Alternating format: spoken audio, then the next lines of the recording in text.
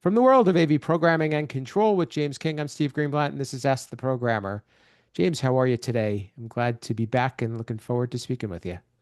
Oh, I'm doing great, Steve. I enjoyed our last episode, and I'm looking forward to this one. Absolutely. If you haven't caught it, we had a little bit of fun in the past episode. We look to continue with that here too. We're trying to change up a little bit and use some different formats and see what you guys think out there. So, what we did last time is we played a little bit of a game, let's call it, and we threw out a question with some answers and talked through which of them we thought were most appropriate. And we'd like you to also play with us at home. So, please give us some feedback and let us know what you think. The question for today is what do you wish more people understood about AV programming? And answer number one is saying one system is just like the other, except for a few things, does not mean it is easy to program.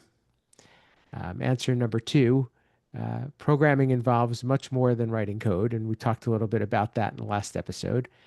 Number three, scope creep and ongoing changes lead to unexpected problems in code. Um, Number four, programming is not as easy as good programmers make it look. And number five, not all platforms are equal. And just because you can master one doesn't mean that you can master them all. So hopefully all of these were something that those of you out there listening can relate to and maybe some things that have come up in conversation. And we're going to talk through them a bit. You want to take a crack at it, James? Yeah, I don't know. This one is an interesting one because I keep going in my mind is my answer would not be any of those five. I think they're all valid, they're all good, but really, I think what I wish people understood more about AV programming is it's a lot more critical thinking than just typing on a computer. Like everyone's like, oh, you just type a couple of lines of code and you're good to go. It's like, no, there's a lot more details to take into consideration. It's like even as simple as, oh, you're turning on a display. Cool. Um, what do I want that display to do when it turns on? Do I want it to go to an input or do I want the user to do it? Like there's a lot of thinking through the process instead of just going, oh, I'm turning on the display. So it's that's why I wish people knew more about AP programming.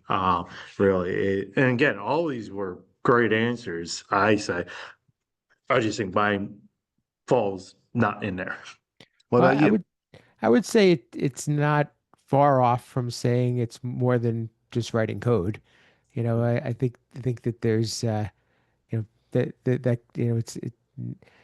we're not just typing stuff. As you said, we have to understand what we want to happen. You kind of like almost do a design process of functionality, or maybe that's the answer is that programmers are have a lot more input or have a lot more impact on how systems work than people really quite understand.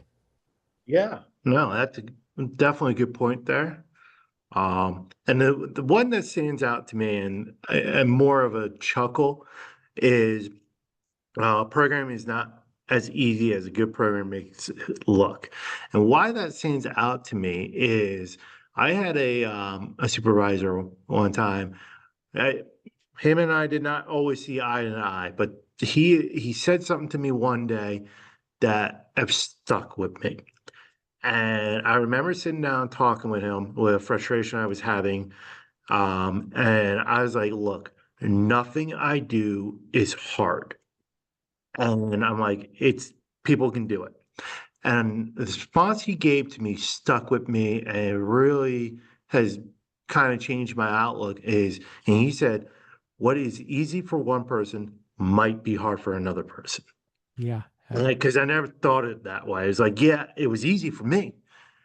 But also, I'm not a brain surgeon. I would not have a clue how to operate on a brain. But brain surgery, it's like, oh, this is easy. I can do this, no problem. Like, but they couldn't write code. Hmm. I, you know, when I read through it and I thought of that one, I thought of it kind of more from the sales perspective, in that, you know, a lot of people think that this stuff is easy because programmers make it look easy, but that doesn't mean that it's easy.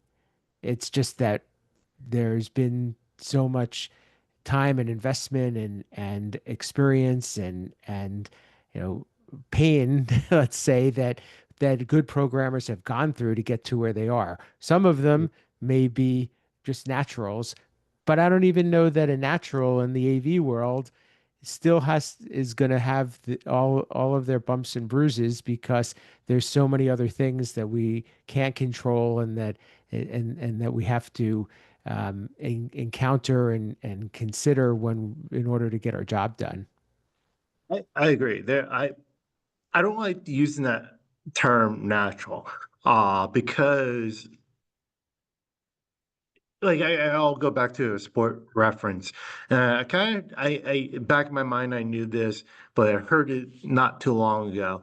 Is Michael Jordan. We can all kind of agree. Michael Jordan, a very talented basketball player. A lot of people say he came natural to him, all that stuff. And Michael Jordan said his best learning times were when he failed. He learned more from that time than anything else. And I think the same thing here with anything we do is, especially with programming, is we learn more from like, oh shoot, that didn't work. This is how we fix it, and we go through it and clean up our bugs and stuff, and we grow for that challenge. So yeah, we I would say I don't like natural. It's more of we put the work in. Yeah. I I mean, I've known some really good programmers, but that doesn't mean that they didn't struggle at times, to your point. And they may have been able to come up with neat ways of doing stuff or figure something out faster than somebody else, or been able to work through some of the more difficult um, tasks. But that doesn't mean that this stuff is just a snap to them. They still have had to get to where they are, and they have ups and downs and struggles. Always. I think we all struggle with that, ups and downs, and I don't think that is acknowledged enough in society. Hmm. And I think the people that stick with it. And I think sometimes, to your point, if you're one that it doesn't come as easy to, you've had to earn it. You might even be a little bit stronger and more resilient because you're used to things not going smoothly. You're used to it not working, and you're used to having to um, push through adversity. Yeah, I mean, like the saying goes, what doesn't kill you makes you stronger. And then my mom used to hate it when I say this, and I know it's a tagline from the Marines is pain is weakness leaving the body. Yeah. Same thing, like when we're coding and we're running from pain, we push through that, that pain is no longer a pain we're going to deal with again. Because we Yep. already got through it. We already know how to handle it. And now, yeah, doesn't mean we're not going to have different pain. It's just we won't have the same. It makes your ignorance go away. I, I, a couple of these I wanted to touch on too that I related to is one I think that is important is the scope creep and the changes that lead to poor code, and they lead to issues down the road. And a lot of times um, the fact that we don't get to paint a perfect picture, and we're always trying having to morph it, and AV systems naturally have changes, whether they're changes that happening midstream or changes that are day two or day five or 2 years from now. All of those impact code because the code wasn't written cleanly because you've had to do course correction along the way, or you've had to put in patches, or you've had to make changes that weren't necessarily intended from the beginning. And many times at some point, we've talked about this in previous shows, is you have to get to a point where you have to perhaps do a rewrite because the code is similar to maybe not changing your oil in your car or installing too many apps on a computer. You tend to create some sludge that is that ends up getting you. Oh yeah, yeah, definitely. Like we don't rewrite the code and all that stuff. Yeah, sometimes there's bloat in there because oh, I gotta make this change. I gotta make this change. I'm gonna go fix it later, and we never actually do. And then we get it running, and then we look at it 20 years later and go, "How is this thing still running?" It's held together with duct tape and bubble gum. But yeah, that's a good part about you know rewriting code. Is we can work on those pain points and push through them. We got through those.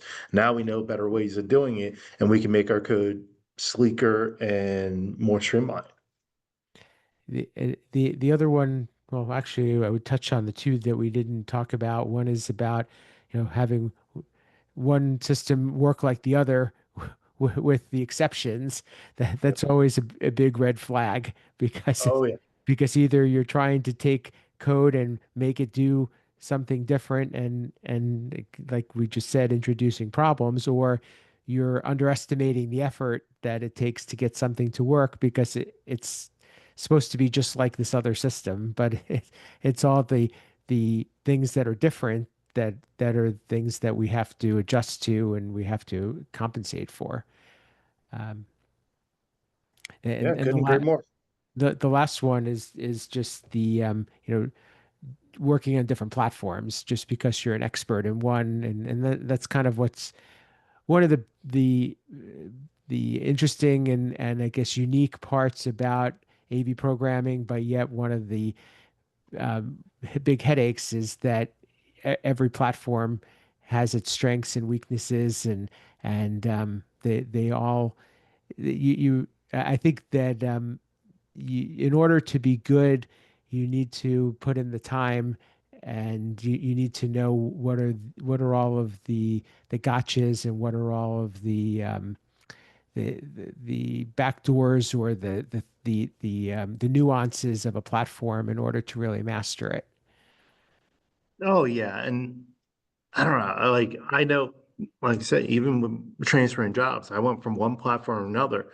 I knew that one platform, my first platform, inside and out. I loved writing in that language, and I come here and I started to learn, and I've been looking at it, and I finally got to the point where I was like, yeah, I'm a manager. I shouldn't be programming anymore. That's for the more smarter people than me. And yes, I use more smarter deliberately there. Um, so yeah, I really want. I haven't pursued that as much as I probably would have if I was still actively programming AV systems.